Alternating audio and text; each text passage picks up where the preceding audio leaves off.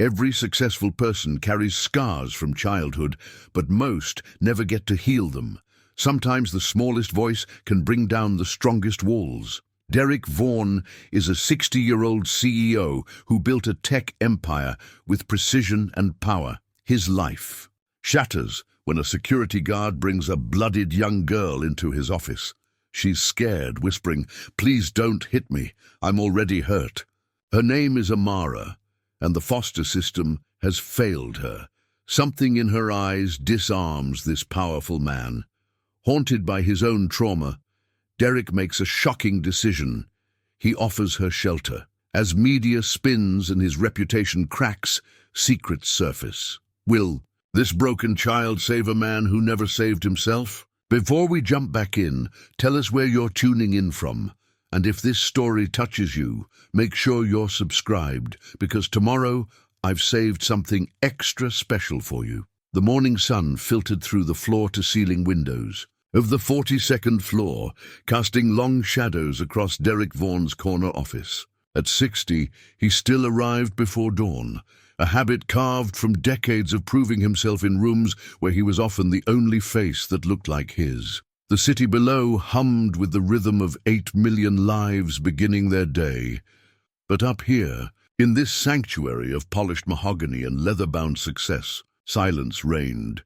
Derrick adjusted his grandfather's pocket watch, a tarnished silver timepiece that had survived the Great Depression, 3 wars, and the long journey from sharecropper's son to CEO's desk.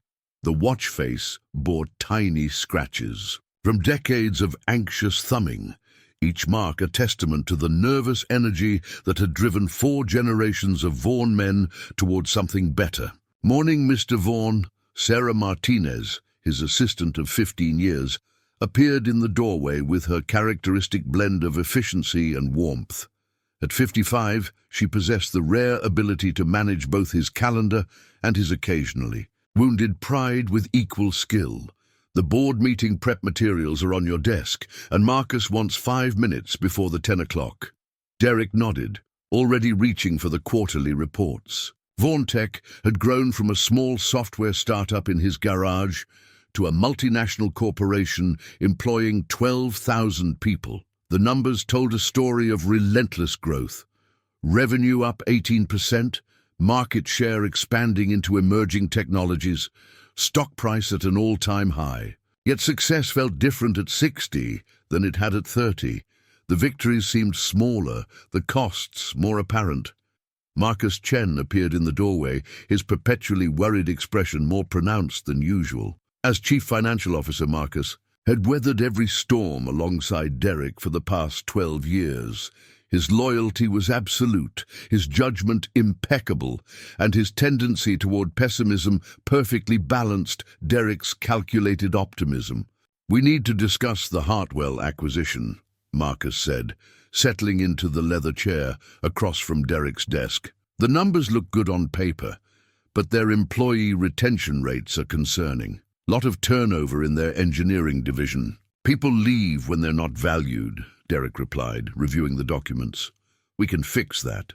"Maybe, but there's something else." Marcus hesitated, choosing his words carefully. "There are rumors about their workplace culture." "Nothing concrete, but enough to make good engineers uncomfortable."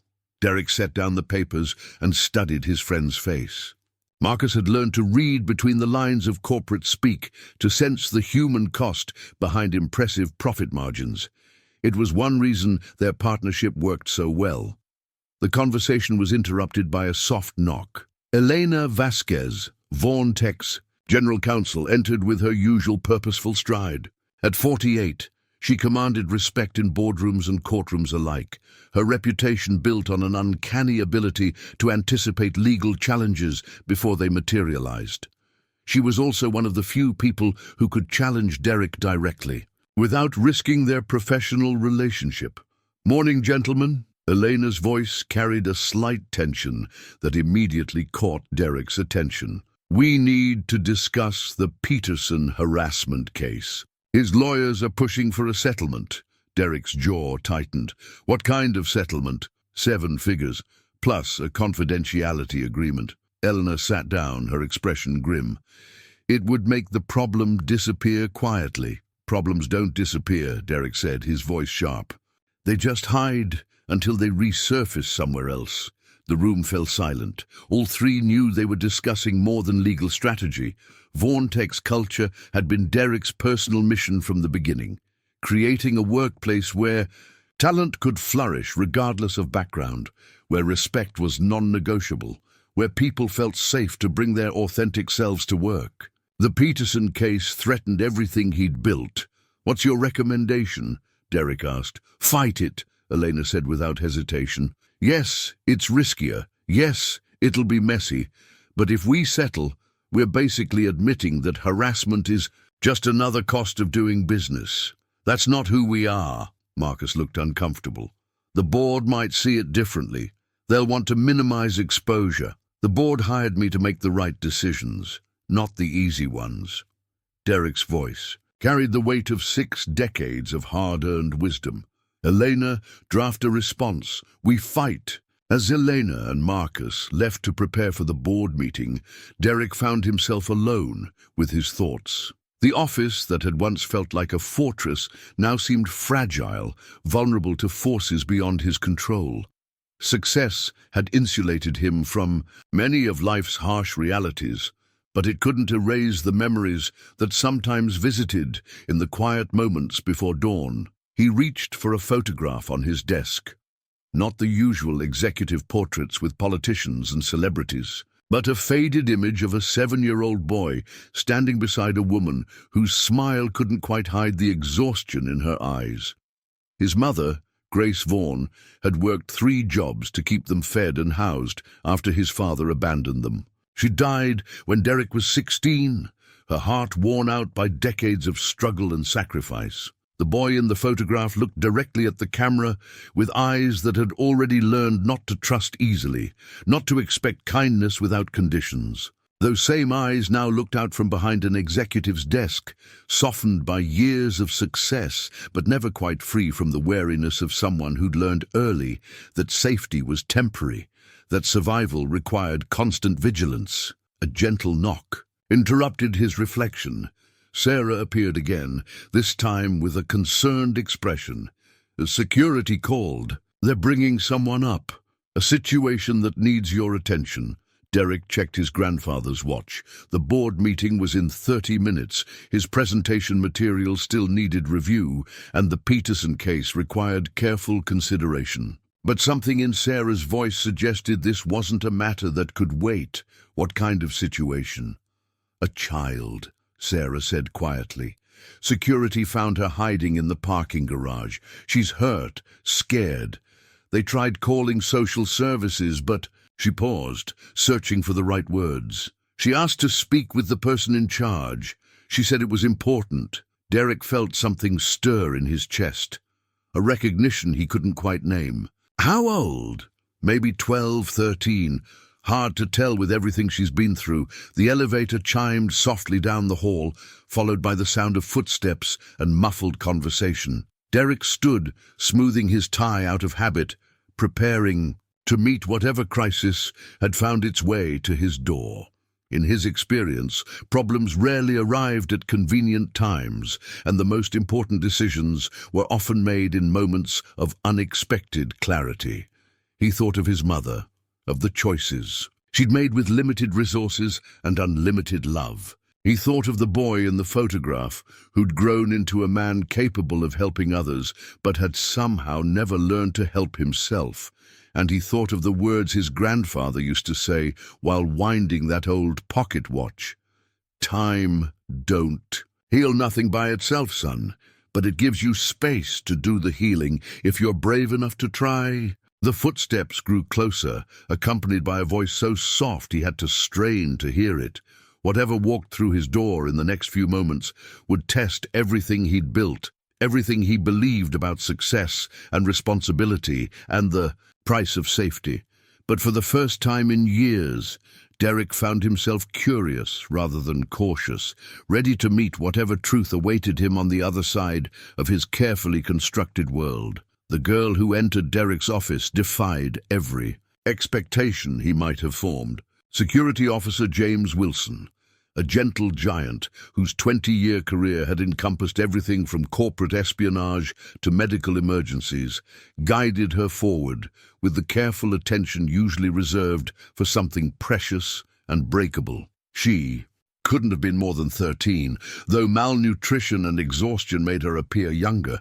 Her dark skin bore the ashen undertone of someone who hadn't slept properly in days, and her clothes, a too large hoodie and jeans with carefully mended holes, suggested a life lived in constant motion. What stopped Derrick cold wasn't her appearance, but her posture.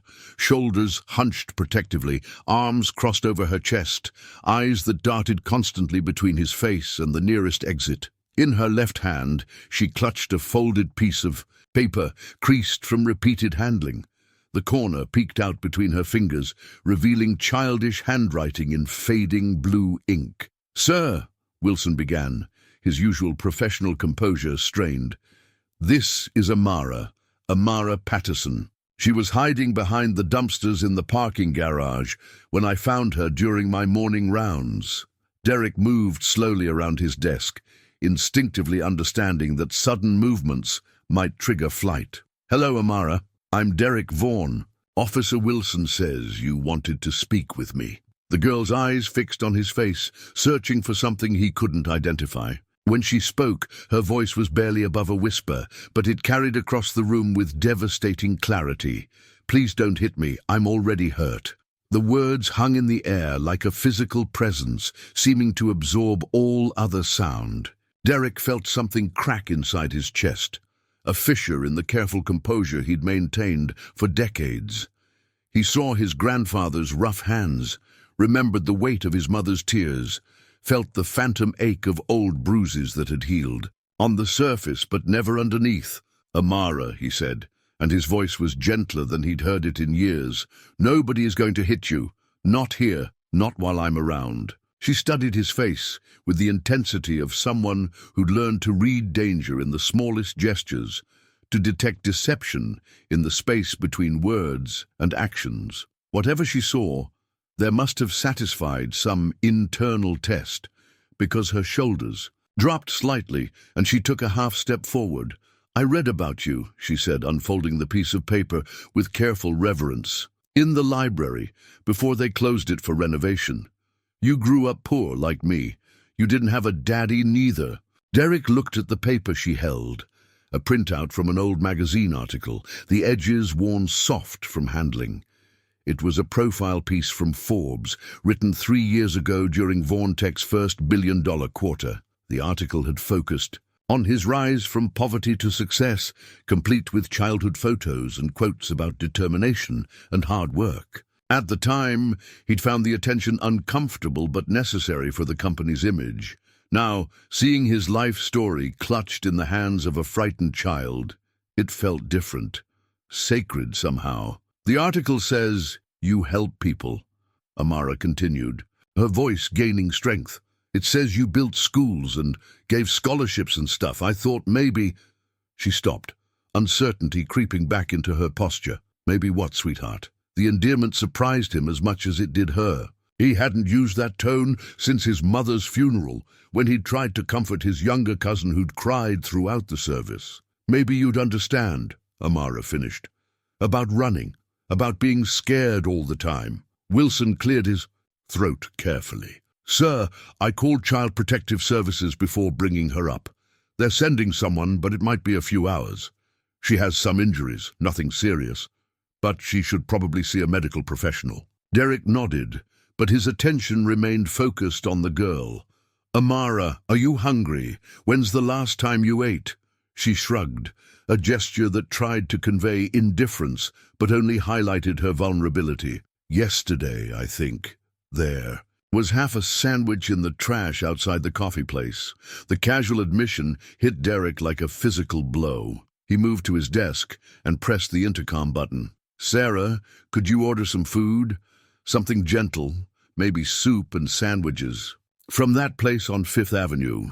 And see if Dr. Patel is available for a house call." "Of course, Mr. Vaughn." Amara watched this interaction with the focused attention of someone analyzing a complex problem.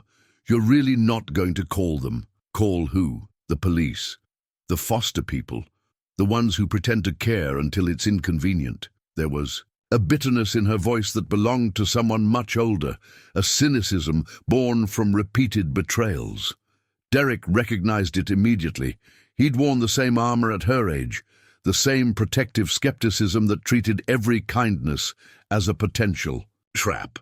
Officer Wilson already called Child Protective Services, Derrick said carefully. They're required to respond when a minor is found in distress. But nobody's going to force you to do anything right now. You're safe here while we figure things out. Amara's grip on the paper tightened. They always say that. The last place Mr. Henderson said I was safe. Then his son started coming into my room at night.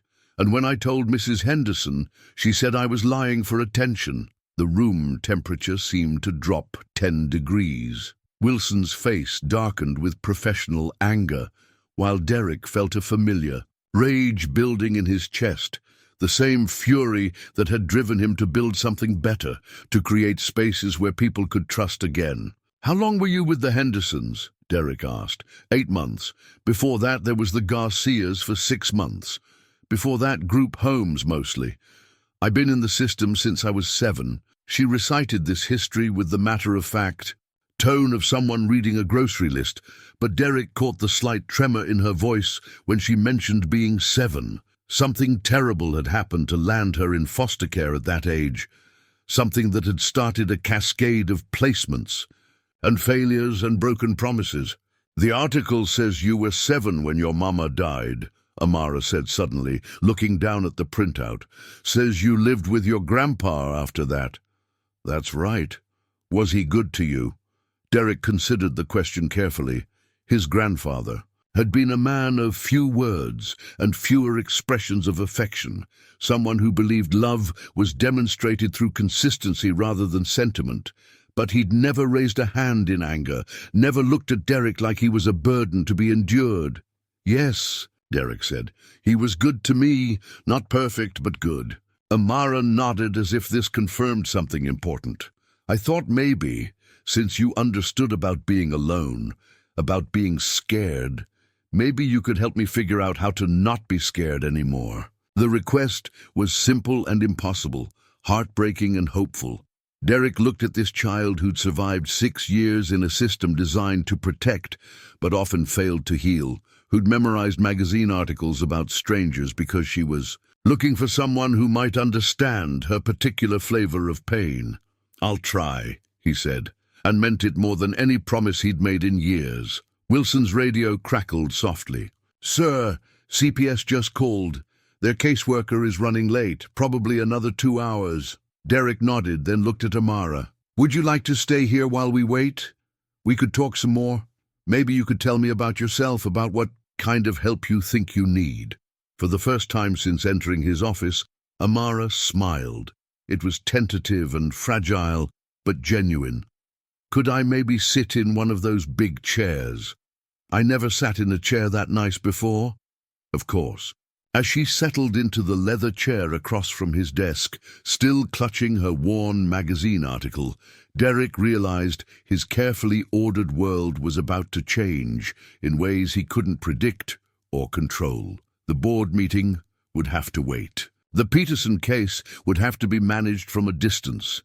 Everything that had seemed urgent an hour ago now felt secondary to the simple act of keeping this child safe long enough for her to remember what trust felt like. Outside his windows, the city hummed with its usual indifference to individual suffering. But inside this office, something fundamental was shifting, something that would test every lesson he'd learned about power and responsibility and the true cost of building walls high enough to keep the pain out. Dr. Patel arrived within the hour, her medical bag and gentle manner immediately putting Amara at ease. While she tended to the girl's minor injuries, scraped knees, bruised ribs, and the kind of malnutrition that spoke to weeks of irregular meals, Derrick found himself pacing his office like a caged animal. The board meeting had been postponed, with a brief explanation about urgent personal matters.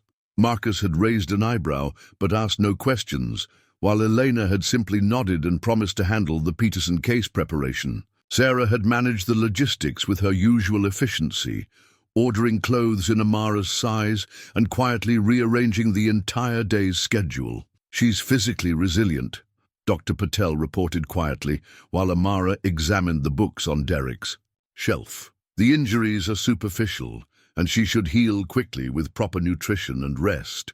But emotional trauma, that takes longer to mend."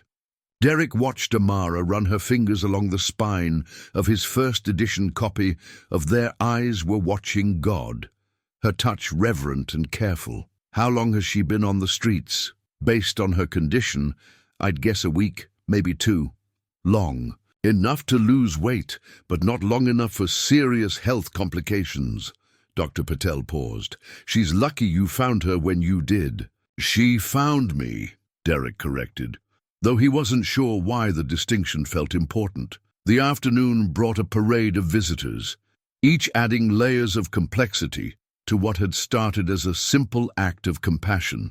Mrs. Janet Rodriguez, from Child Protective Services, arrived with a briefcase full of forms and the weary expression of someone who'd seen too many children slip through too many cracks. "Mr. Vaughn, I appreciate your concern for Amara's welfare," she said, settling into the chair across from his desk. "But we have protocols, procedures that exist to protect both the child and potential caregivers." Amara had grown quiet during the caseworker's arrival, retreating into herself like a turtle pulling into its shell. She sat in the corner chair. Derrick had moved closer to his desk, clutching a legal pad where she'd been sketching during the medical examination. "What exactly do those procedures involve?"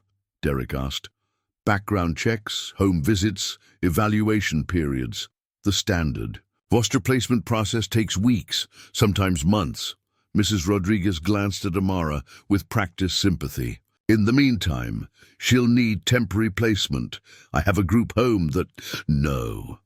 Amara's voice cut through the conversation with surprising firmness. "I won't go back to a group home." "Sweetheart," Mrs. Rodriguez began, her tone shifting. "To the patient but firm register reserved for difficult children, I understand you're scared, but Mr. Vaughn isn't legally qualified to—" "What would it take?" Derrick interrupted.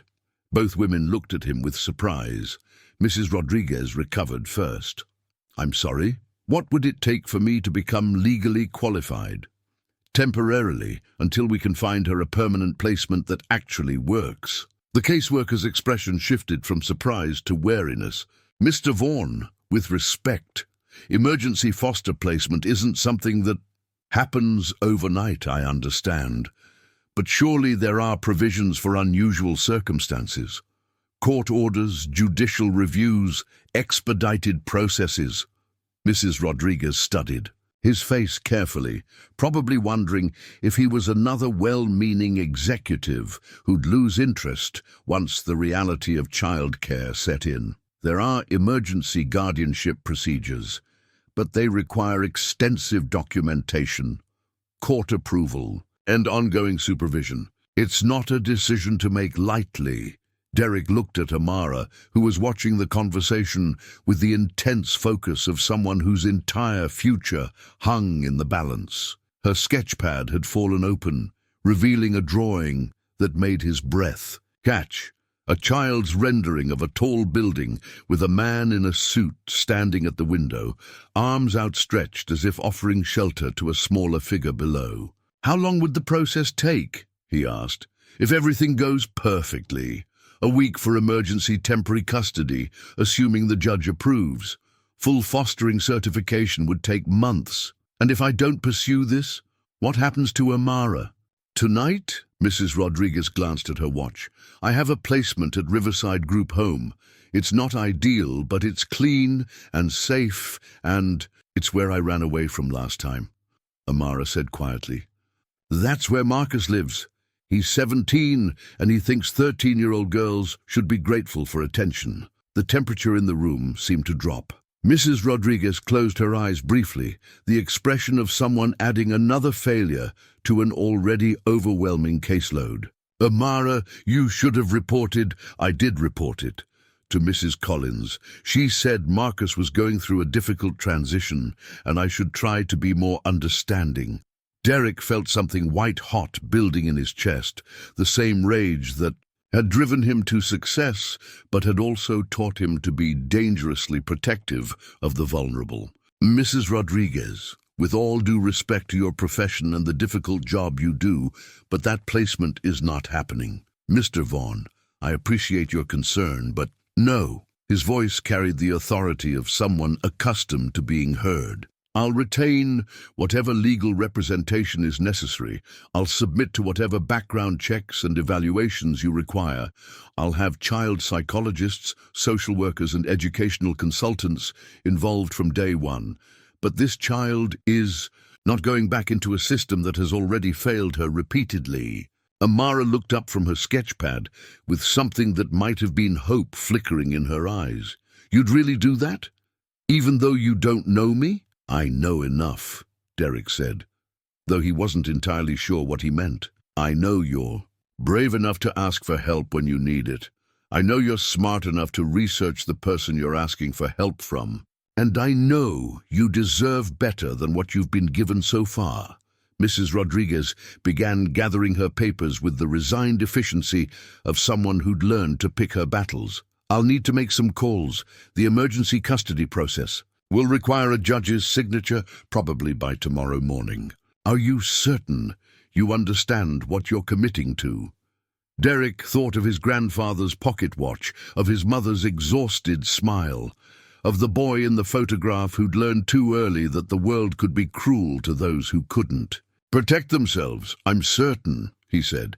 After Mrs. Rodriguez left with promises to expedite the paperwork, the office fell into a different kind of quiet. Amara returned to her sketching while Derrick attempted to focus on emails, but found himself watching her instead. She drew with the focused intensity of someone creating a world more hospitable than the one she'd been forced to inhabit. What, are you drawing? He asked eventually. She turned the pad so he could see, a detailed sketch of his office but transformed. The severe lines of corporate furniture had been softened with cushions and plants. Books spilled from shelves in comfortable disorder. A small bed sat in the corner where the conference table used to be, with a window nearby showing stars instead of the city skyline. It's how this place could look if someone actually lived here, she explained, if it was home instead of just work. Derrick studied the drawing, recognizing not just artistic talent, but emotional intelligence. She'd seen past the impressive facade to the fundamental coldness of his professional sanctuary, then imagined how warmth might be introduced without losing the essential character of the space. You're quite the artist, he said. My mama taught me before she got sick. She said drawing was like dreaming on paper. You could make things the way they should be instead of the way they are. It was the first time she'd mentioned her mother, and Derrick sensed layers of story in that simple statement. What happened to her? Amara's pencil stilled on the paper. Cancer. Started when I was 6, but she fought for a long time. After she died, there wasn't anybody else who wanted me. The casual brutality of that final statement hit Derrick harder than he'd expected. He thought of his own mother's death, the grief that had felt like drowning, but also the safety net of his grandfather's quiet strength.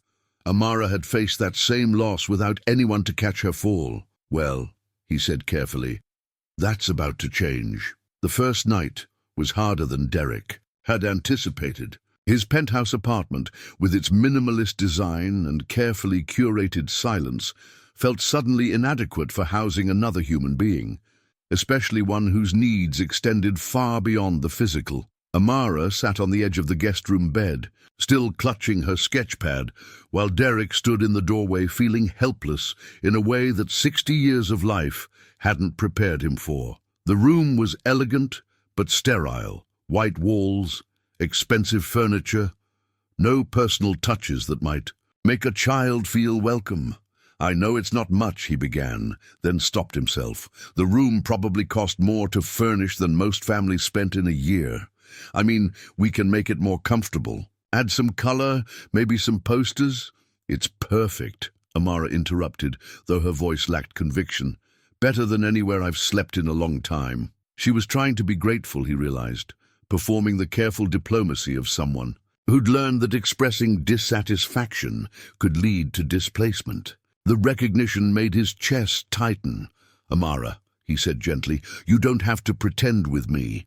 If something isn't right, if you need something different, just tell me. This is your home now, at least temporarily. You get to have opinions about it." She looked at him with the startled expression of someone hearing a foreign language.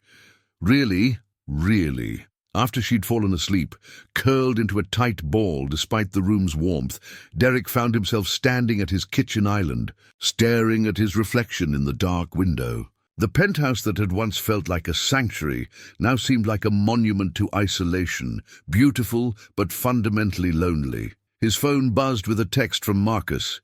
"Board meeting moved to Monday. Everything okay?" Another from Eleanor. "Peterson's lawyers called. Want to discuss settlement terms. Can we talk tomorrow?" And one from Sarah. "Child psychologist Dr. Williams can meet Monday afternoon. Also, Riverside Academy has openings for mid-semester enrollment if needed." Everyone was adjusting to accommodate his decision, but Derrick wondered if he was adjusting quickly enough. Raising a child, even temporarily, required skills he'd never developed, instincts he wasn't sure he possessed. The next morning brought new complications. Amara woke before dawn, the habit of someone who'd learned to stay alert even in sleep. Derrick found her in the kitchen, sketching at the marble counter while trying to figure out how to operate his espresso machine. "Good morning," he said carefully. "Sleep okay?" She shrugged, not looking up from her drawing. Better than most places. He recognized the deflection, the careful non-answer that avoided both complaint and enthusiasm. "What are you drawing?" This sketch was different from the others, darker, more abstract. Shadowy figures loomed over smaller ones, and the lines seemed to press harder into the paper, as if the artist was working through something painful. "Bad dreams," she said simply. "Sometimes drawing them makes them go away." Derrick studied the image, recognizing trauma processed through art. "Do you want to talk about the dreams?" "Not really." She flipped to a fresh page and began sketching something lighter. Flowers, he thought, though they seemed to grow from concrete rather than soil. "Do you have bad dreams?" The question caught him off guard, sometimes. "About when you were little." He considered lying, maintaining the adult pretense that childhood wounds eventually heal completely. But something in her voice suggested she could handle truth better than platitudes. "Yes," he said, "about being hungry, about my mother working so hard she'd fall asleep standing up, about wondering if we'd have to move again because the rent was overdue." Amara nodded, as if these details confirmed something she'd suspected. "In my dreams, I'm always running. But my legs don't work right, and there's always someone chasing me. But when I turn around, there's nobody there." The clinical precision of her description worried him. She was too young to articulate trauma with such clarity, too experienced at processing fear. Dr. Williams arrived that afternoon, while Amara was napping, her first full sleep in what Derrick suspected had been weeks. The child psychologist was younger than he'd expected, perhaps 40, with the kind of direct gaze that suggested she was accustomed to seeing through pretense. "Emergency placements are always challenging," she began, settling into his living room, both for the child and the caregiver. "Tell me about your decision-making process." Derrick had prepared for this question, crafting careful responses about civic responsibility and giving back. Instead, he found himself being honest. "She reminded me of myself," he said. "Not the circumstances exactly, but the look in her eyes, the way she held herself, like she was ready to run at any moment." "Dr." Williams made notes on her tablet. "And your experience with children?" "Limited. Non-existent, really. I never married, never had kids." He paused, considering how much to reveal. "It wasn't a conscious choice initially. I was focused on building the company, proving myself. By the time I had space for a personal life, the patterns were too established to change easily." What patterns? Self-sufficiency, control, the belief that needing people was a weakness I couldn't afford. She nodded, as if this was a familiar story. And now you're taking on responsibility for someone whose primary need is to learn how to trust again. Yes, that's going to require you to be vulnerable in ways that might feel uncomfortable. Derrick thought of Amara's drawings, of the careful way she watched his face for signs of irritation or impatience. She's not the only one who needs to learn how to trust. When Amara woke, Dr. Williams spent an hour with her privately while Derrick waited in his office, pretending to review quarterly reports, but actually listening for sounds from the living room. He heard Amara's voice occasionally, sometimes animated, sometimes withdrawn, but couldn't make out specific words. She's remarkably resilient, Dr. Williams reported afterward, also deeply wounded. The foster system has taught her to expect disappointment, to prepare for abandonment. Building trust will take time. How much time? Months, maybe years, and there will be setbacks. Moments when fear overwhelms progress, when she tests your commitment by pushing boundaries or withdrawing completely.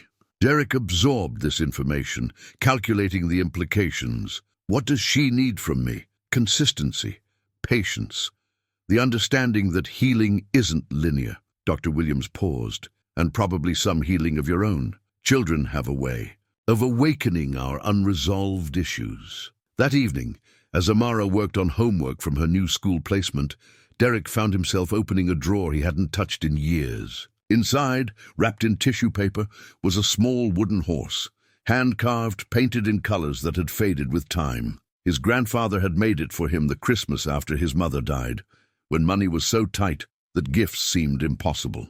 It wasn't store-bought or professionally made, but it had been crafted with love and presented with the gruff tenderness that was his grandfather's way of saying what he couldn't speak aloud.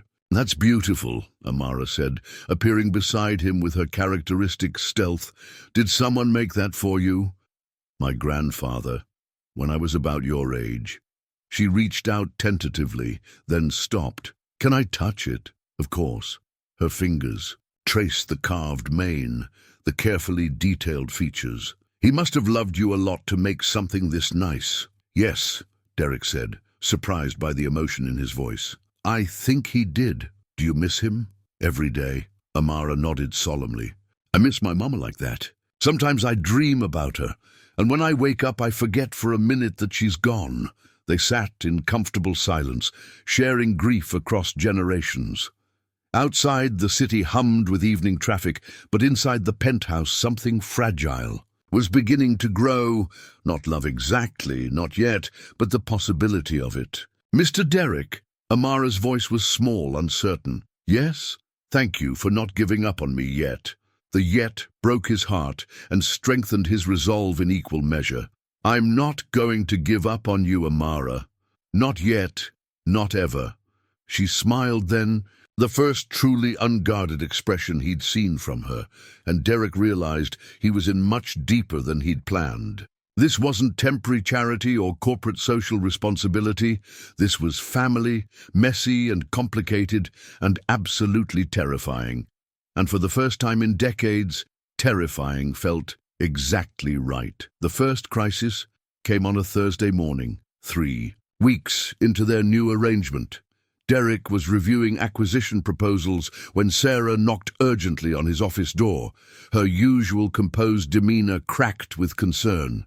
"It's Amara," she said without preamble. "Riverside Academy called. She left school grounds during lunch and hasn't returned."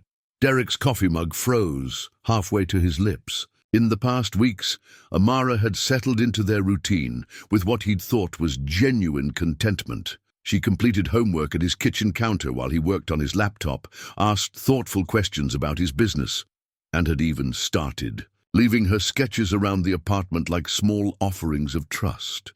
"How long has she been gone?" he asked, already reaching for his coat.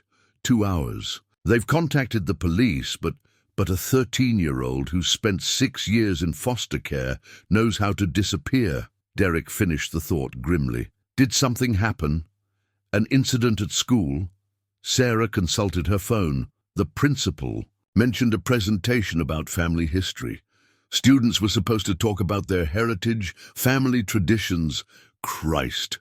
Derrick closed his eyes, imagining Amara faced with a classroom full of children casually discussing stable families, generational memories, the kind of continuity that had been stolen from her before she'd had a chance to understand what she was losing. His phone rang, Elena with news he wasn't prepared to handle. "We have a problem," she said without preamble. "Channel 7 is running a story tonight about your mysterious ward. Someone leaked information about the emergency custody arrangement." "What kind of information?" "Enough to make it sound suspicious. Billionaire CEO takes in teenage girl, charity or something else?" "They're implying—" "I know what they're implying." Derrick felt nauseous. "Do we know the source?" "Working on it. But Derrick, this could get ugly fast. Social media is already picking it up, and the story hasn't even aired yet." He hung up and stared at his grandfather's pocket watch, wondering if the old man had ever faced a situation where doing the right thing guaranteed public humiliation. Probably not. His grandfather's world had been smaller, more private, less vulnerable to the judgment of strangers with keyboards and assumptions. The search for Amara began with the logical places. The library where she'd first researched him, the coffee shop where she'd found the discarded sandwich, the parking garage where Officer Wilson had discovered her. Each location yielded nothing but concerned shakes of heads and promises to call if she appeared. Derrick found her at sunset, sitting on a bench in Marcus Garvey Park, staring at a pond where ducks paddled in lazy circles. She looked smaller than usual, hunched inside the winter coat he'd bought her, her sketchpad balanced on her knees. "Mind if I sit?" he asked. She shrugged, not looking at him. "Figured you'd find me eventually. You're good at solving problems." He settled beside her, leaving space but making his presence known. Not all problems have solutions. Sometimes you just have to sit with them until they change shape. That's a weird thing to say. I'm a weird person sometimes. This earned him a small smile, quickly suppressed. "The kids at school think I'm a charity case. Today, Ms. Peterson had us talk about our families, about traditions and stuff. Malik talked about his grandmother's Sunday dinners. Jessica showed pictures from their family reunion, and I just sat there thinking about how I don't have any of that." Derrick watched the ducks navigate their small ecosystem, each movement purposeful, despite the apparent aimlessness. "What did you tell them?" "Nothing. I just left." Amara's voice was flat, defeated. "I went to the bathroom and climbed out the window and started walking. I didn't even know where I was going until I ended up here." "This was one of my mother's favorite places," Derrick said quietly. "When things got too heavy at home, bill collectors calling, landlord threatening eviction, she'd bring me here to feed the ducks. We'd sit on this exact bench and she'd tell me stories about when she was little." Amara glanced at him with tentative interest. "What kind of stories?" "Growing up in Alabama, helping her father in his garden, learning to can vegetables and sew quilts, and all the things people did when they couldn't afford to buy what they needed." He paused, remembering.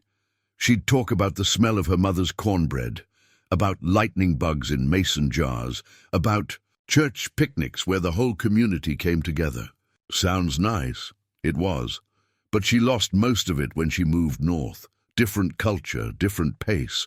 She spent the rest of her life trying to recreate something that couldn't quite be rebuilt in a new place. Amara absorbed this information, connecting dots he hadn't explicitly drawn. "Is that why you never got married? Because you were scared of losing things?" The question was so perceptive it took his breath away. "Maybe. I told myself I was too busy, too focused on business, but maybe I was just scared of caring about something I might not be able to protect. And now you're stuck with me. Now I'm lucky to have you."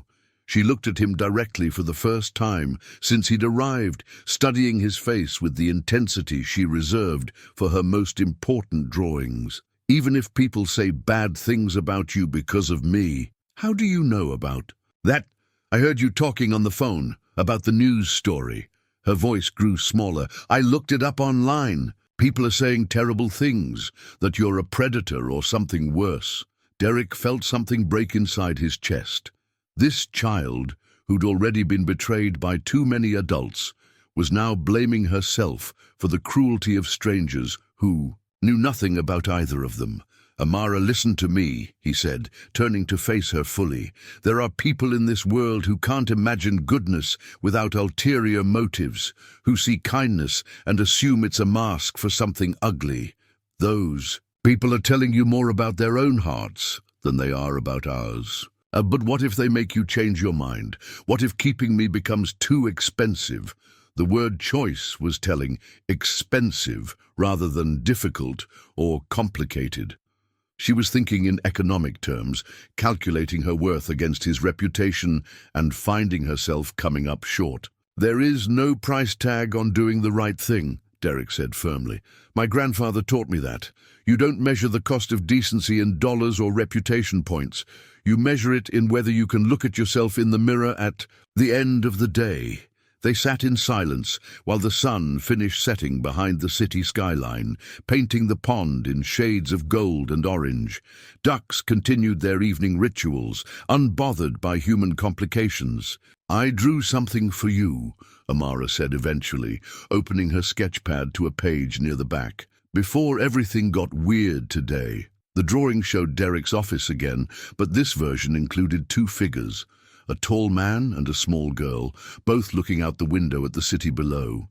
But instead of the usual view of buildings and traffic, she'd drawn a garden visible in the distance, rows of vegetables, fruit trees, and what looked like a small pond with ducks. It's like your mama's stories, she explained, the place she remembered. I thought maybe we could remember this place someday, when I'm grown up and you're really old. Maybe I could tell someone about the time you saved me, and they could tell their kids, and it would be like a family story. Derrick stared at the drawing, overwhelmed by its mix of hope and heartbreak. This child, who'd never experienced generational stability, was already trying to create the kind of legacy that might outlast both of them. It's beautiful, he said, his voice rough with emotion. And yes, I think that's exactly how family stories are supposed to work. Even if people say mean things about us, especially then, the best family stories are about people who chose love despite the cost. Amara closed the sketchpad and stood up, ready to face whatever came next. Okay then, let's go home and figure out how to handle the news people. As they walked back to his car, Derrick realized that somewhere in the past 3 weeks, his definition of home had fundamentally changed. It was no longer a place of careful solitude and controlled silence. It was wherever this brave, brilliant child felt safe enough to dream about the future. The news story aired at 11, sandwiched between a segment on city budget cuts and a puff piece about a rescued seal. Derrick and Amara watched from his living room, her curled into the corner of the couch with her sketchpad, him standing by the window with his hands clenched behind his back. The reporter, a young woman with perfect teeth and ambitious eyes, had crafted the story with careful precision.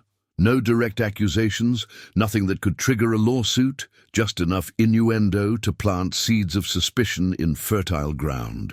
Prominent tech CEO Derrick Vaughn has taken in a troubled teenage girl. Under mysterious circumstances, she began, over B-roll footage of Vaughn Tech's headquarters and Derrick entering the building. Sources close to the situation describe an unusual arrangement that has raised questions about proper vetting procedures and child welfare protocols. They dug up an unnamed former social worker willing to speculate about red flags in expedited custody cases.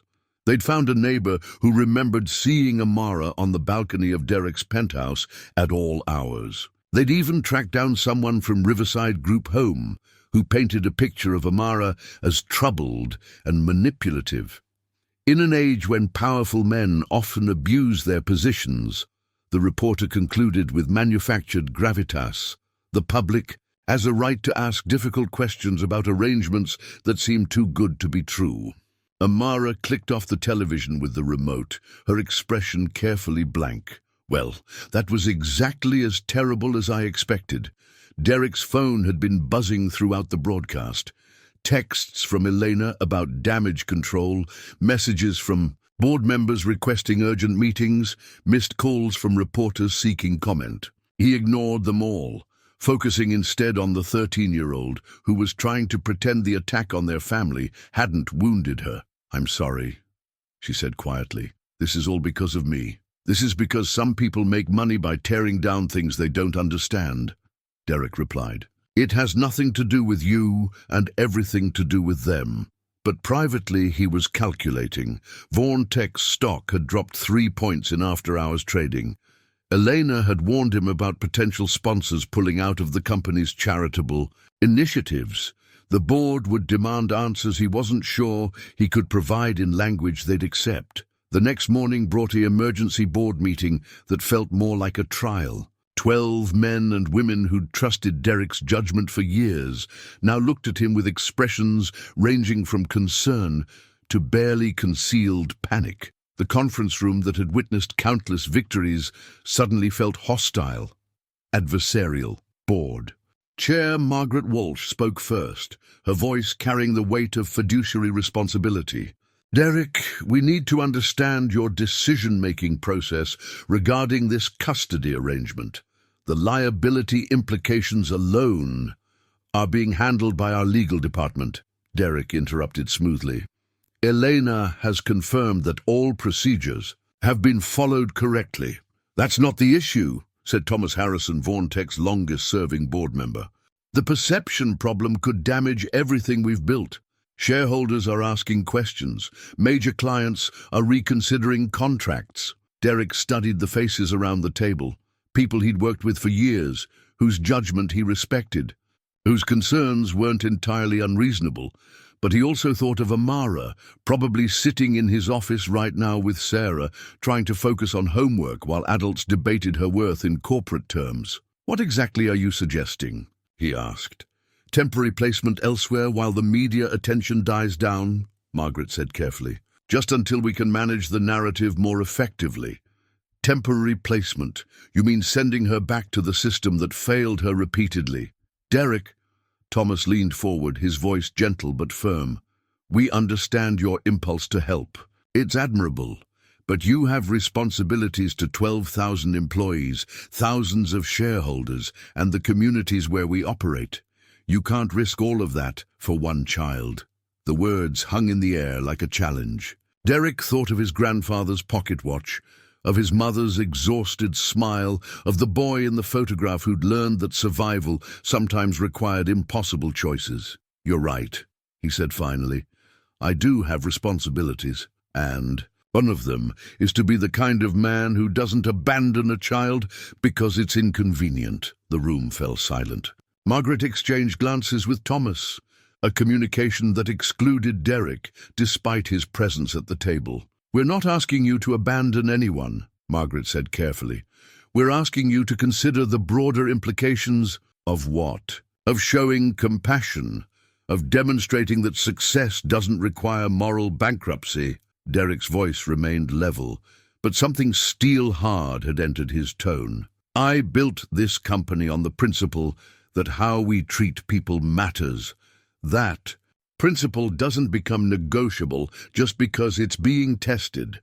He left the meeting without waiting for a response, knowing that private conversations would follow, that alliances would shift, that his position was less secure than it had been 24 hours earlier. Sarah was waiting outside his office, with an expression that mixed sympathy and professional urgency. "Elena needs to talk to you immediately. Also, Amara's been asking if she should pack her things." Derrick found Amara in his office, sitting in the leather chair where she'd first asked him not to hurt her. She looked up when he entered, and he saw in her eyes the expression he'd hoped never to see again, the careful preparation for disappointment, the protective withdrawal that preceded abandonment. "The meeting didn't go well," she said. "It wasn't a question. The meeting went exactly as expected, which means they want me gone." Derrick sat down across from her, noting how she'd positioned herself near the door, despite her apparent calm. Flight instincts died hard. "They want the problem to disappear," he said. "They think you're the problem. I think they're wrong." Amara opened her sketch pad to a new drawing. This one showed a man in a suit, standing at a crossroads, with paths leading in different directions. One path was smooth and well lit, leading toward a building that looked like Vaughn Tech headquarters. The other was rocky and uncertain, but at the end was a small house, with smoke rising from the chimney and a child visible in the window. "I drew this while you were in the meeting," she said. "I figured you might have to choose. There's no choice. Here, Amara. You're my family now. That doesn't change because it's difficult. Even if it costs you everything, everything I built would be worthless if I gave up on you to protect it." She studied his face with that intense focus that had become familiar, searching for cracks in his resolve. "People are going to keep saying terrible things about both of us. It might get worse before it gets better, probably. And you're okay." With that, Derrick thought of the board meeting, of the careful expressions and calculated concerns. He thought of his reputation, built over decades and potentially destroyed in weeks. He thought of stock prices and client relationships and all the complex machinery of success that could be damaged by association with one inconvenient truth. Then he looked at Amara, brave and brilliant, and still healing from wounds that shouldn't exist in any just world. He thought of her drawings, her questions about family stories, her careful hope that maybe this time would be different. "I'm not okay with any of it," he said finally. "I'm not okay with a world where helping a child is controversial. I'm not okay with people who profit from manufactured outrage. I'm not okay with having to choose between doing the right thing and protecting my reputation." He paused, watching her absorb his words. "But I'm absolutely okay with choosing you every single time, no matter what it costs." Amara smiled then. Not the tentative, guarded expression she usually wore, but something full and genuine and transformative. "Good," she said, closing her sketch pad with determination. "Because I choose you too, and I'm pretty sure together we can handle whatever comes next." Outside his windows, the city hummed with afternoon traffic, indifferent to their small moment of certainty. But inside his office, something had solidified, a commitment that would be tested in ways neither of them could imagine, but that would hold regardless of the cost. The revelation came in the most mundane way possible. A manila envelope slipped under Derrick's office door during lunch, with no return address and no messenger signature on the security log. Sarah found it when she returned from errands, and something about its anonymous arrival made her bring it directly to Derrick rather than opening it with the rest of his mail. Inside were photocopied documents, birth certificates, court records, medical files, and a handwritten note on lined paper torn from a composition notebook. Derrick recognized Amara's careful script immediately. "I'm sorry I lied to you. I was scared you wouldn't keep me if you knew the truth. My real name is Amara Vaughn Patterson. My mother was Grace Patterson, but before she got married she was Grace Vaughn. I think she might have been your sister." The words swam on the page as Derrick's vision blurred. He reached for his grandfather's pocket watch with shaking hands, needing something solid to anchor himself to reality, while his understanding of the past 6 weeks shifted beneath his feet. Grace Vaughn, his sister Grace, who'd been 5 when their father walked out, 7 when their mother died of pneumonia, 8 when she'd been placed in a different foster home because the family that took Derrick couldn't handle 2 children.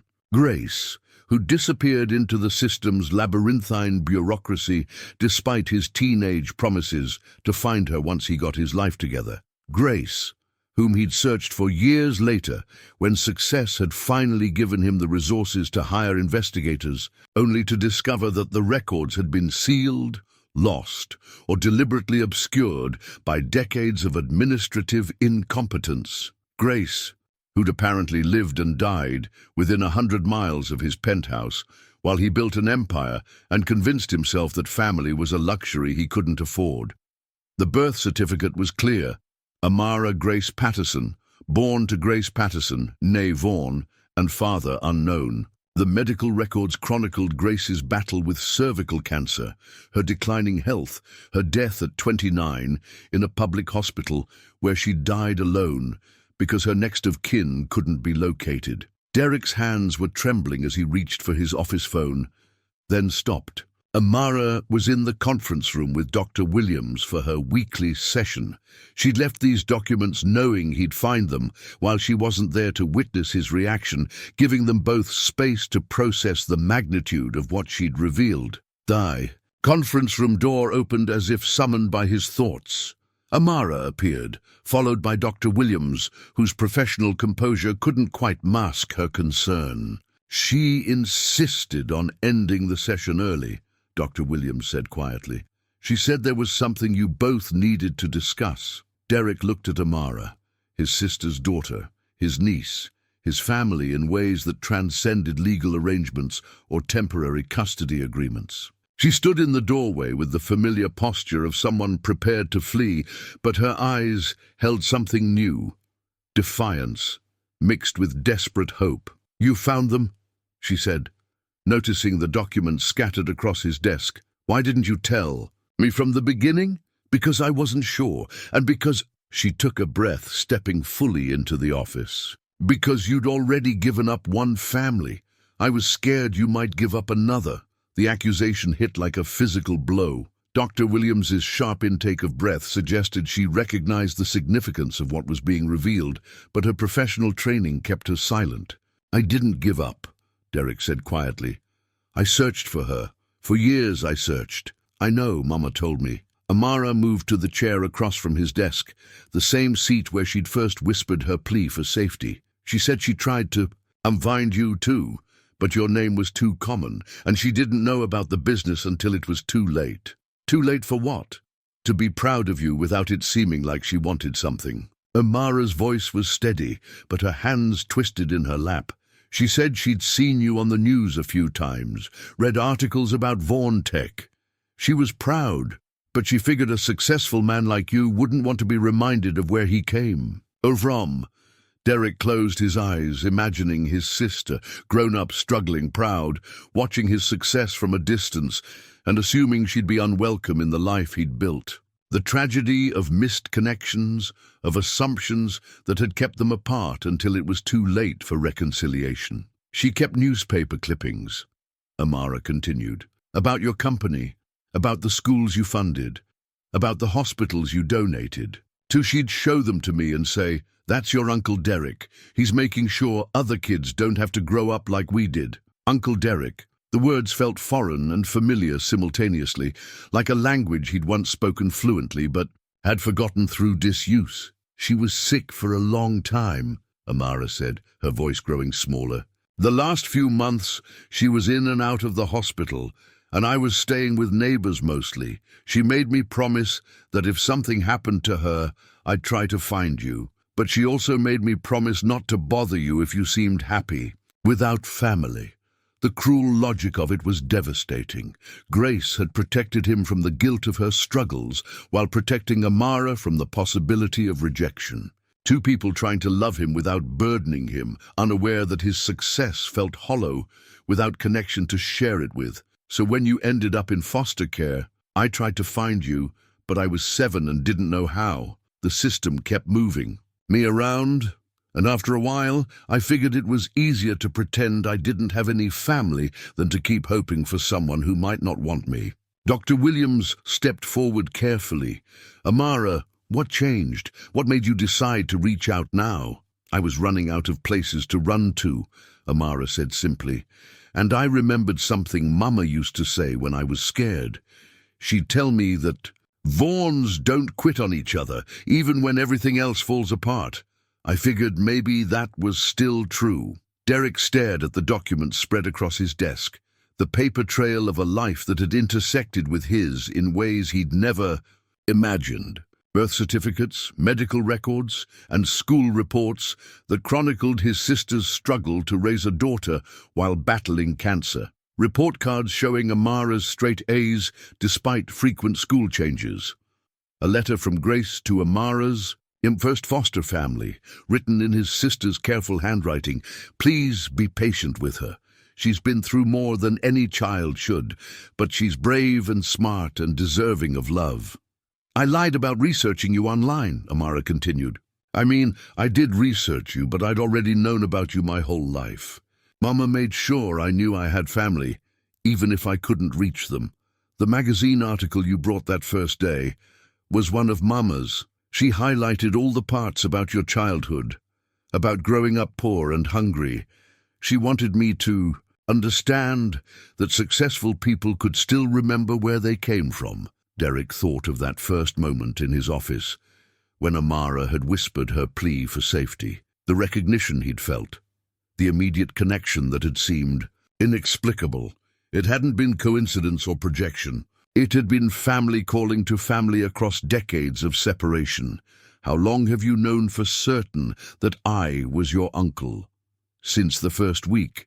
You have Mama's hands, the same long fingers, the same way of gesturing when you talk, and you do this thing when you're thinking hard, where you rub your thumb across your knuckles. Mama did that too.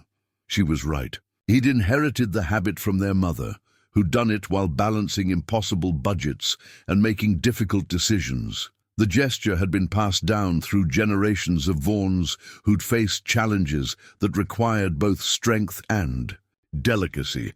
Dr. Williams had been taking notes throughout this revelation, her expression shifting from professional interest to something more personal. This changes the nature of your relationship significantly.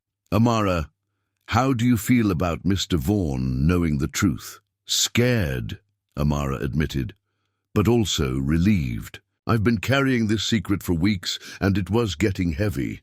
And you, Mr. Vaughn? Dr. Williams asked. How are you processing this information? Derrick looked at Amara, his sister's daughter, the last connection to a family he'd thought was lost forever. The brave, brilliant girl who'd found him not by accident, but by design, who'd trusted him with her safety before revealing the depth of their connection. I'm processing the fact that I've spent 6 weeks getting to know an extraordinary young woman who turned out to be my family, he said carefully. I'm processing the guilt of not finding Grace in time, and I'm processing the miracle of getting a second chance at something I thought I'd lost forever. Amara's smile was tentative but genuine. So you're not angry that I lied. I'm not angry that you protected yourself until you felt safe enough to tell the truth. That's exactly what a smart Vaughn would do. Does this change anything? About me staying here, I mean. Derrick thought of the board meeting, of the media scrutiny, of all the external pressures that had seemed so overwhelming 24 hours earlier. None of it mattered now. None of it had ever really mattered. Yes, he said, watching her face fall slightly before he continued, it changes everything. Because now you're not just someone I chose to help. You're family, your home, and Vaughn's. Don't quit on each other, no matter what.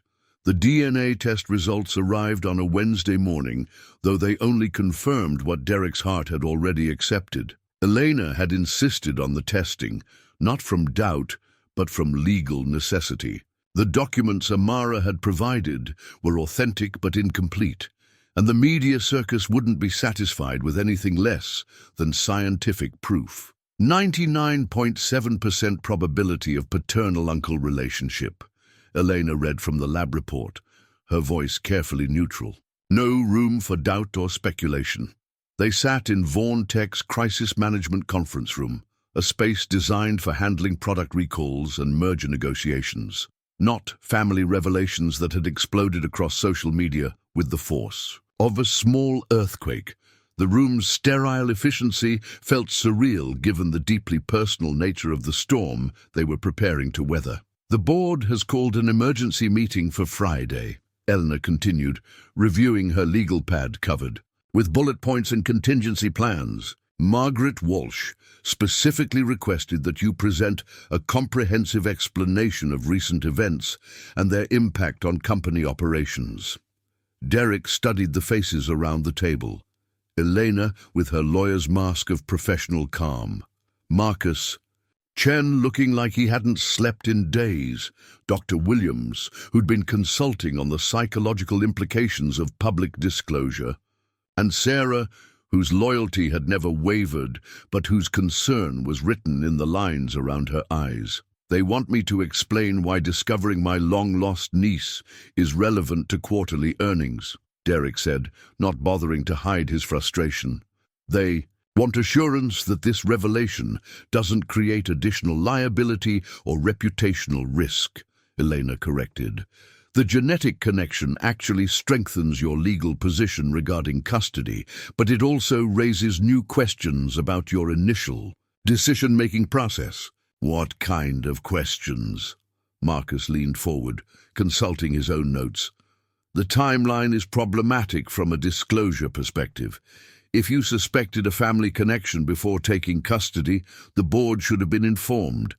If you didn't suspect, then your decision to take in a random child requires explanation.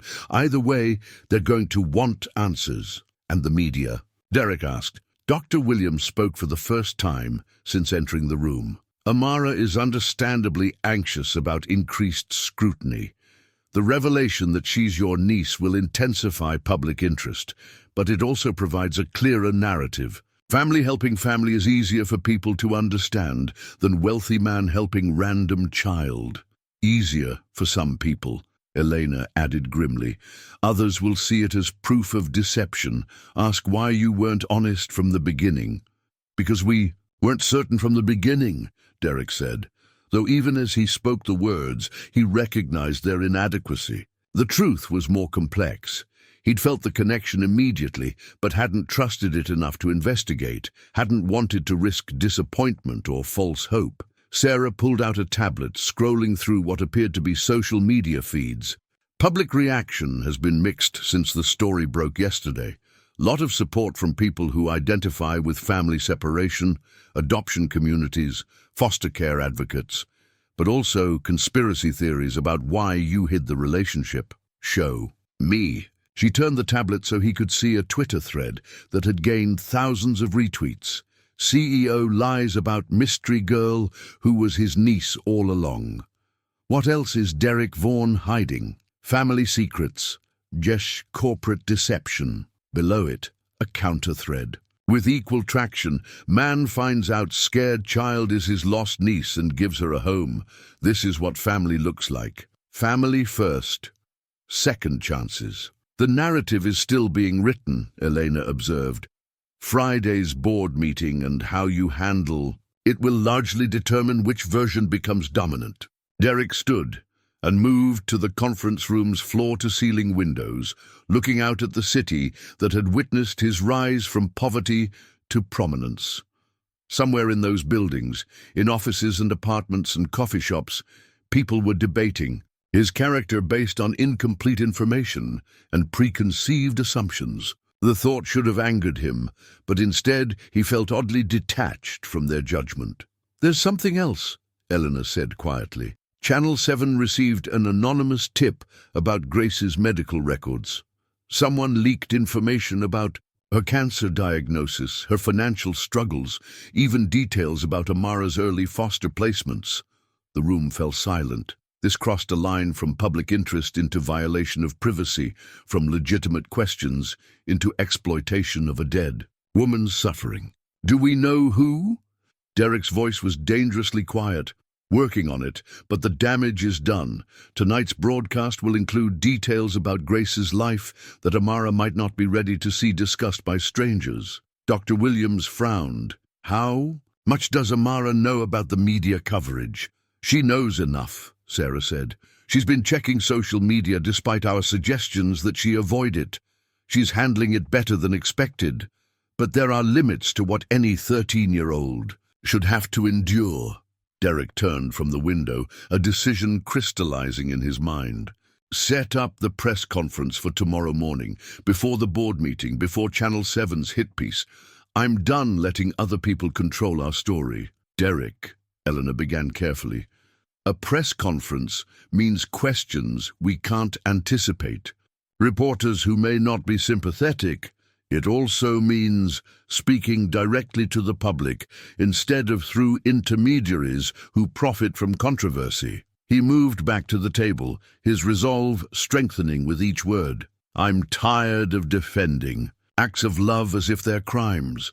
I'm tired of pretending that family is something shameful that needs to be hidden or explained.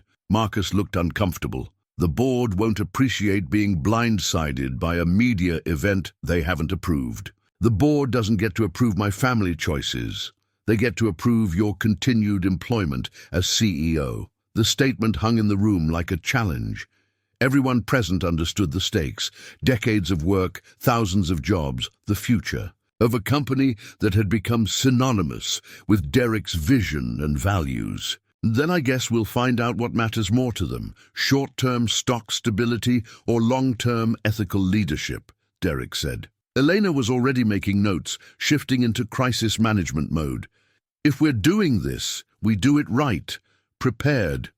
Statement, limited questions, controlled environment. And Amara doesn't participate. She's been through enough. Agreed. This is my story to tell. What exactly is the story? Dr. Williams asked. Because that needs to be clear in your own mind before you face cameras. Derrick considered the question, thinking of all the angles and explanations and justifications he could offer. Then he thought of Amara's drawings, of his sister's clipped newspaper articles, of his grandfather's pocket watch, and the generational wisdom it represented. The story is simple, he said. A child needed help and I helped her. Later we discovered we were family, which changed nothing about my commitment, but explained everything about the connection we felt from the beginning. Sometimes the right thing is also the complicated thing, but that doesn't make it less right. And if they ask why you didn't go public with the family connection immediately, I'll tell them the truth, that we weren't certain, and we were protecting a traumatized child from additional scrutiny while we figured out our relationship. And if they ask whether this changes your ability to lead Vaughn Tech, I'll tell them. It proves my ability to lead Vaughn Tech, that a company built on the principle that how we treat people matters is exactly the kind of company that should be led by someone who chooses family over convenience. The room erupted in overlapping conversations, Elena outlining legal considerations, Marcus calculating financial implications, Sarah managing logistics. Through it all, Dr. Williams watched Derrick with the focused attention of someone reading subtle cues. How is Amara handling the pressure?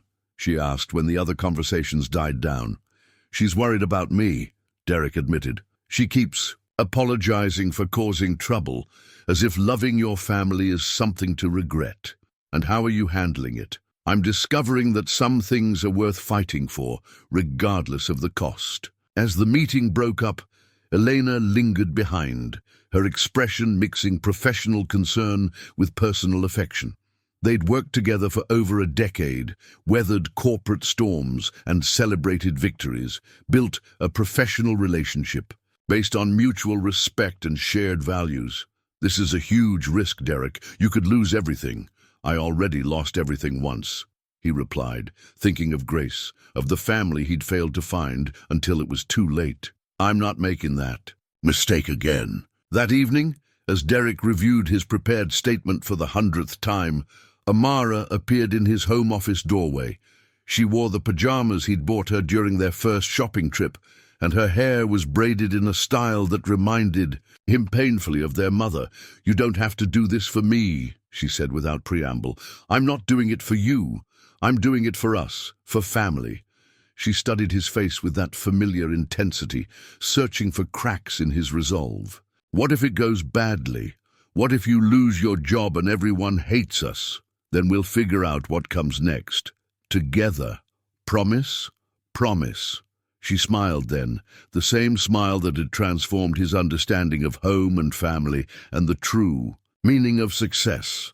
Tomorrow would bring questions he couldn't anticipate and challenges he couldn't control. But tonight, in this moment, he was exactly where he belonged, protecting the family he'd found and choosing love over fear, regardless of the consequences.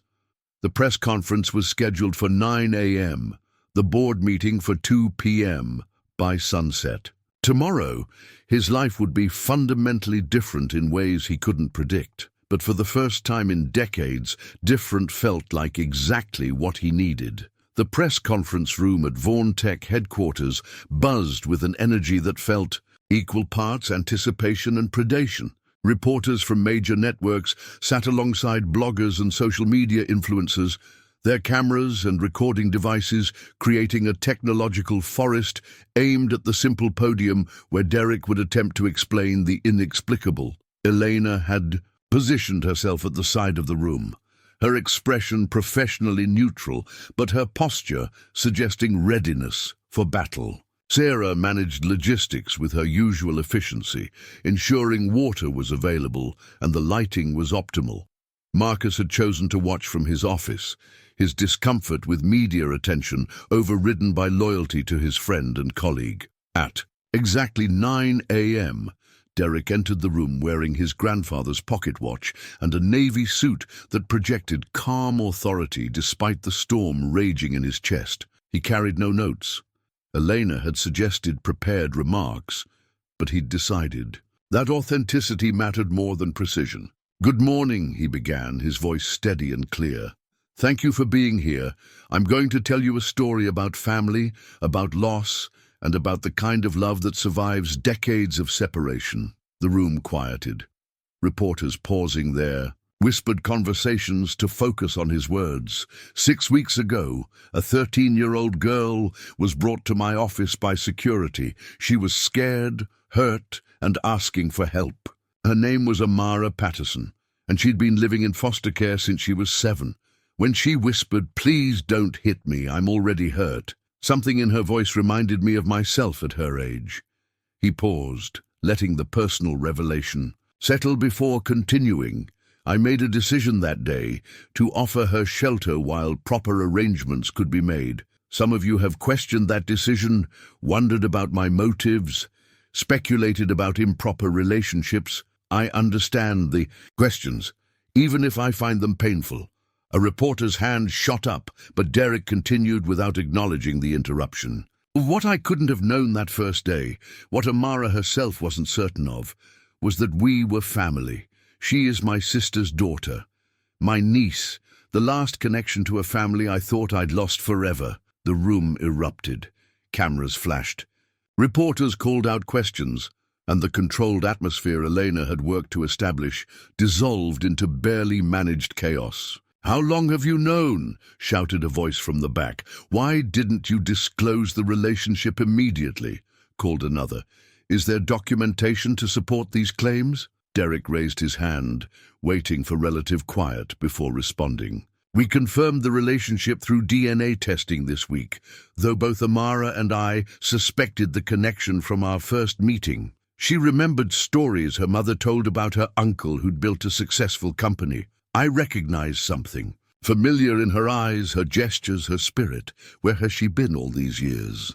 Asked Jennifer Morrison, the reporter whose initial investigation had started the media frenzy. "Lost in a system that separated us when we were children and failed to reunite us when she needed help most. My sister Grace died of cancer 4 years ago, alone in a public hospital because the records that might have connected her to family had been lost or sealed." His voice caught slightly on Grace's name, and he saw several reporters noting the emotion. "Let me be clear about something," Derrick continued, his tone strengthening.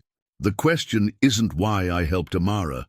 The question is why helping a child, any child, in desperate need has become controversial.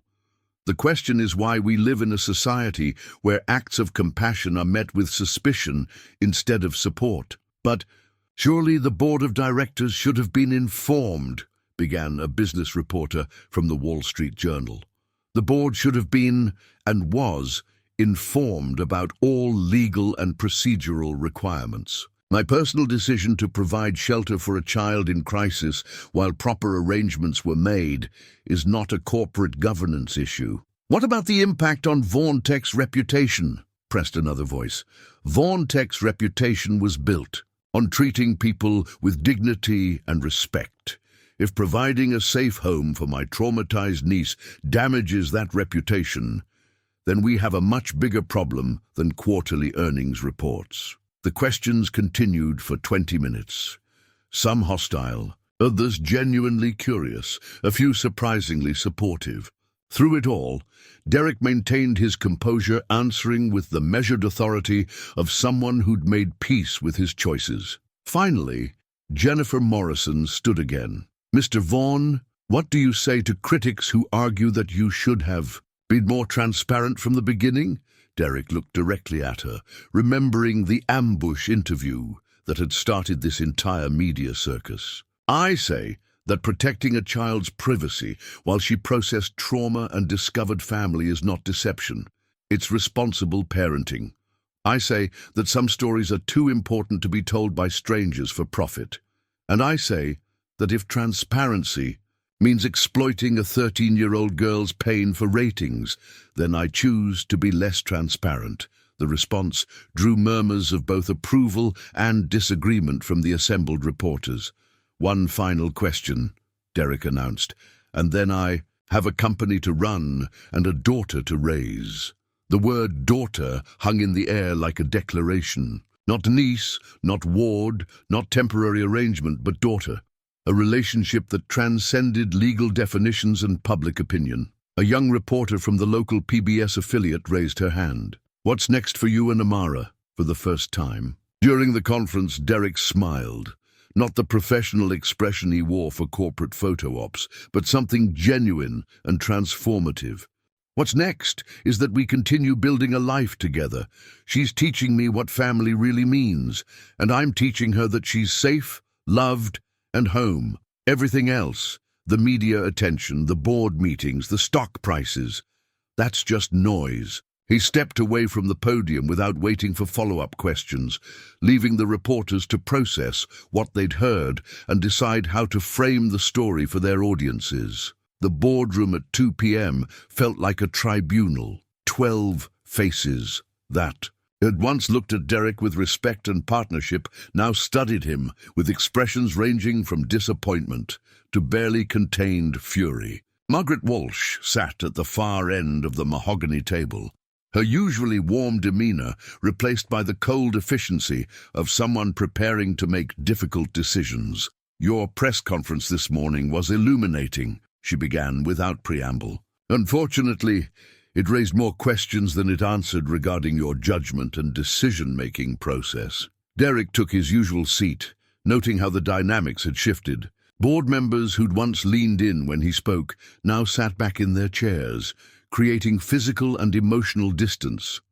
Thomas Harrison wouldn't meet his eyes. Jennifer Chen, Vaughn Tech's newest board member, was taking notes with the focused attention of someone documenting evidence. I'm happy to answer any questions you might have, Derrick replied calmly. Let's start with the obvious one, said Robert Martinez, the board's senior financial expert. Vaughn Tech stock dropped 12% in the 2 hours following your press conference. Major institutional investors are questioning the stability of our leadership. How do you propose to address these concerns? Stock prices fluctuate based on perception and emotion as much as fundamentals, Derrick responded. Our quarterly numbers remain strong, our product pipeline is robust, and our market position is secure. Short-term volatility doesn't negate long-term value. Short-term volatility can destroy long-term value if it continues, Margaret interjected. We've received calls from 3 major clients requesting reassurances about leadership continuity. The Henderson Group is reconsidering their software licensing renewal. Thomas finally looked up from his papers. Derrick, we've been friends for 15 years. I respect what you've done for this company, what you've built. But leadership requires judgment. And your recent decisions suggest what, Thomas? Derrick's voice remained level, but something steel-hard had entered his tone. that I prioritize human welfare over public perception, that I make decisions based on moral conviction rather than market research. They suggest that you've allowed personal circumstances to compromise professional obligations, Margaret said firmly. The board has a fiduciary responsibility to shareholders, employees, and stakeholders. That responsibility supersedes individual preference. Individual preference, Derrick repeated the phrase with quiet intensity. Is that what you call providing shelter for a traumatized child? Individual preference? Jennifer Chen looked up from her note-taking. Mr. Vaughn, no one questions your personal motivations. But the timing, the secrecy, the media management, these suggest a pattern of decision-making that prioritizes emotional response over strategic thinking. Strategic thinking would have been letting a 13-year-old girl return to an abusive group home because it was safer for our stock price. The room fell silent. Several board members shifted uncomfortably, recognizing the moral trap embedded in the question. Margaret recovered first. Strategic thinking would have been consulting with legal counsel, coordinating with our public relations team, and ensuring that all stakeholders were informed about potential risks before they materialized in the media. And while we were consulting and coordinating and managing risks, what happens to Amara? Where does she sleep while we perfect our strategic thinking? That's not the point. That's exactly the point. Derrick stood, moving to the windows that overlooked the city where his sister had lived and died unknown. We built this company on the principle that how we treat people matters. That principle doesn't become negotiable when it's inconvenient. Robert leaned forward, his expression mixing sympathy with business pragmatism. Derrick, we understand your position, but you have to understand ours. We're responsible for 12,000 employees, thousands of shareholders, and communities that depend on VaughnTech's continued success.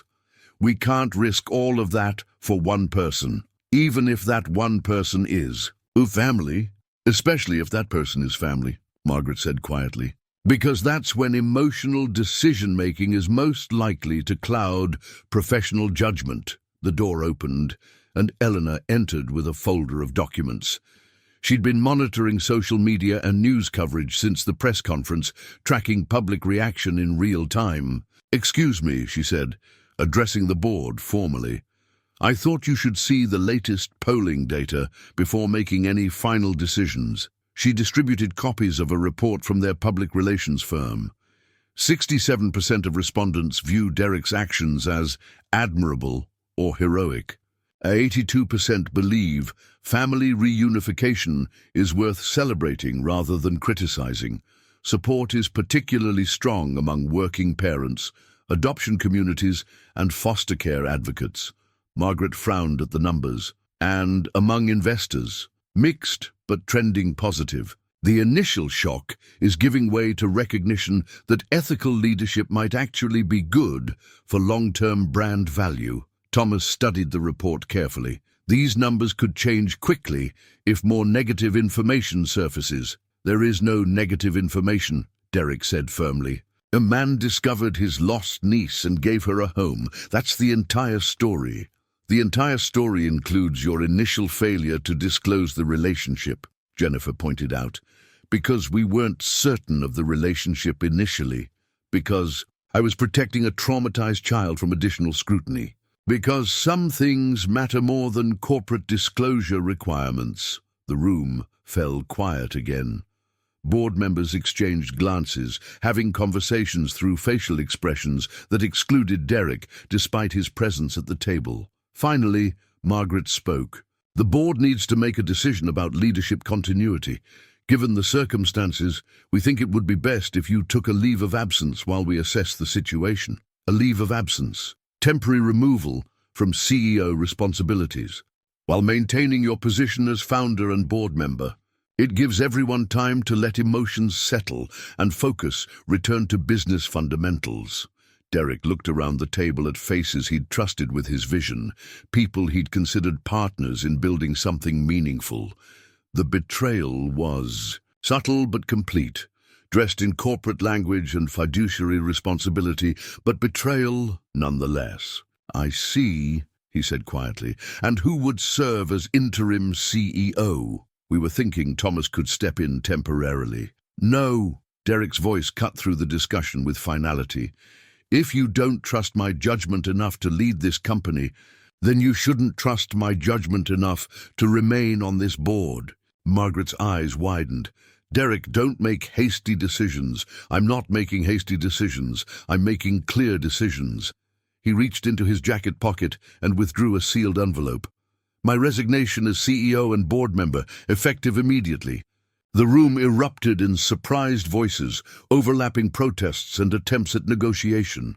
But Derrick was already moving toward the door, his mind remarkably clear despite the magnitude of what he'd just surrendered. "Derrick, wait!" Thomas called out. He paused at the door, turning back one final time. This company was supposed to prove that business could be a force for good in the world.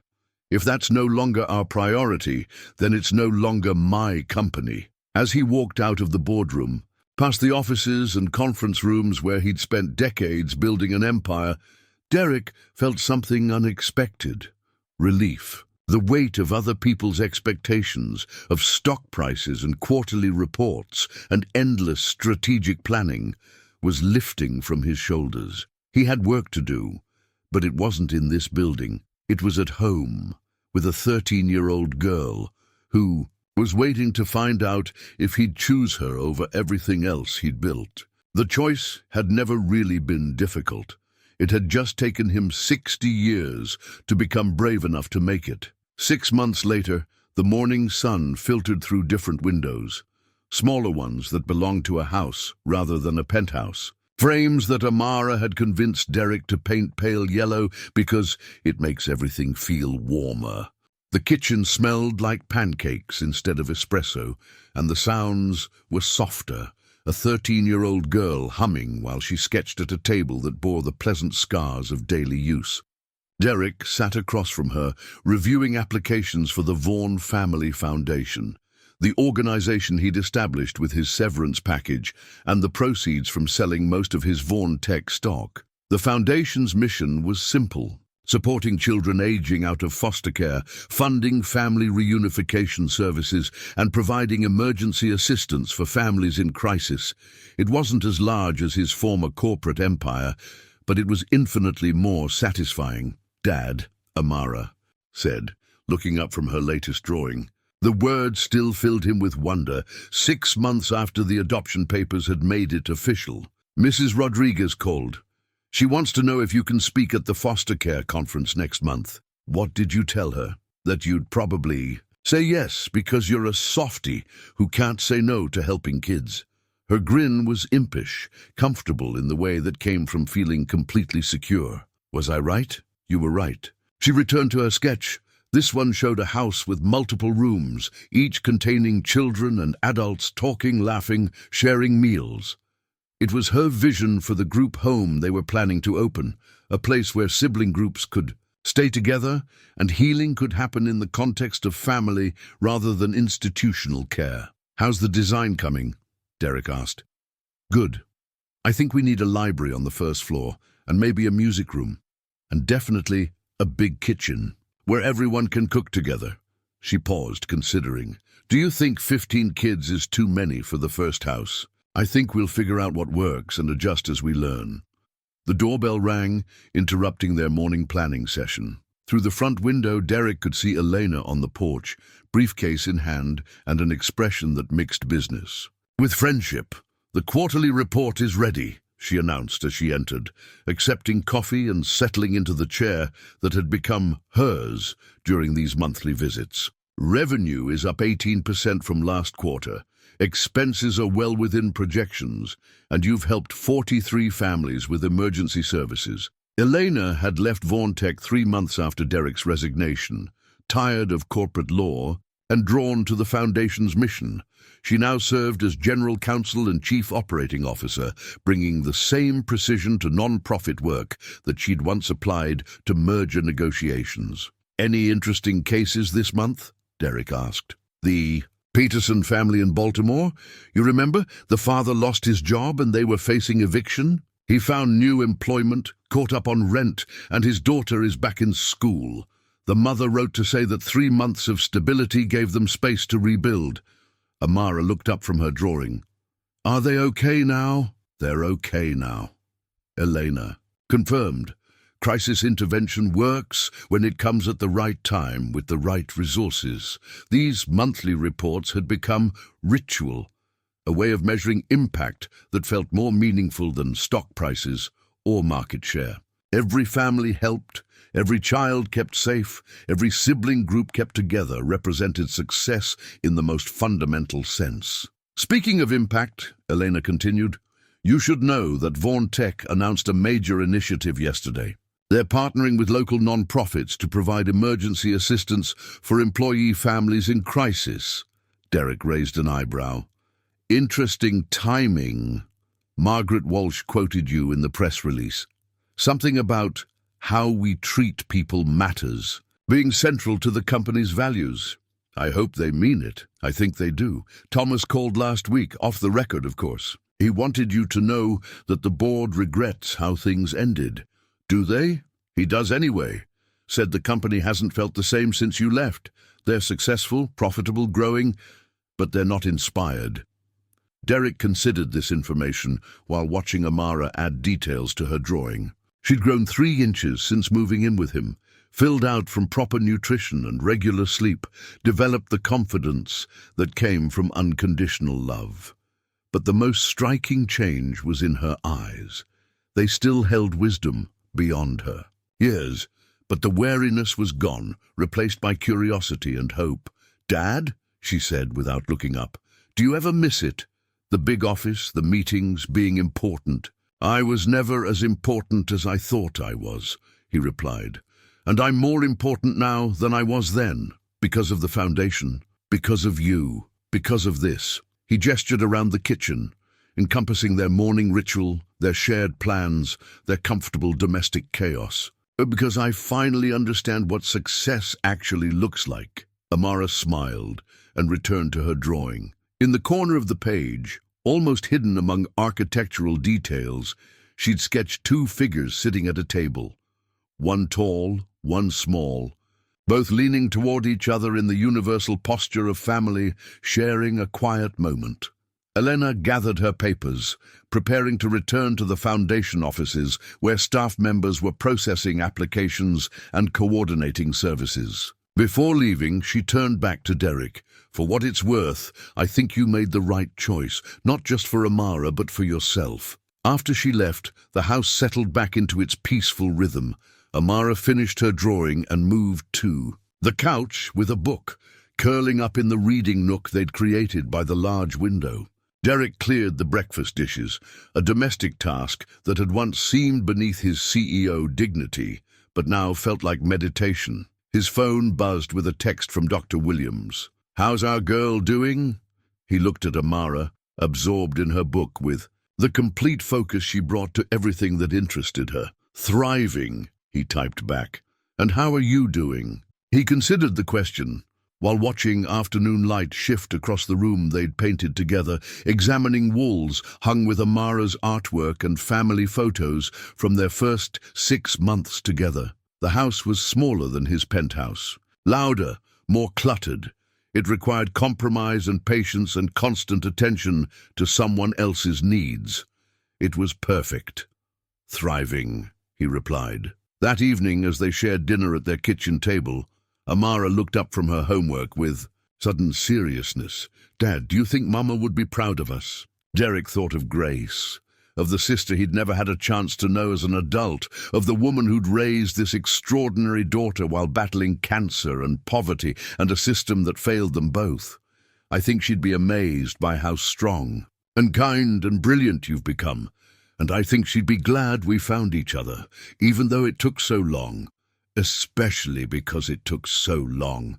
It makes finding you that much more precious. Amara smiled and returned to her homework, secure in the knowledge that she was loved completely and permanently. Outside their windows, the city hummed with its usual indifference to individual stories of loss and recovery.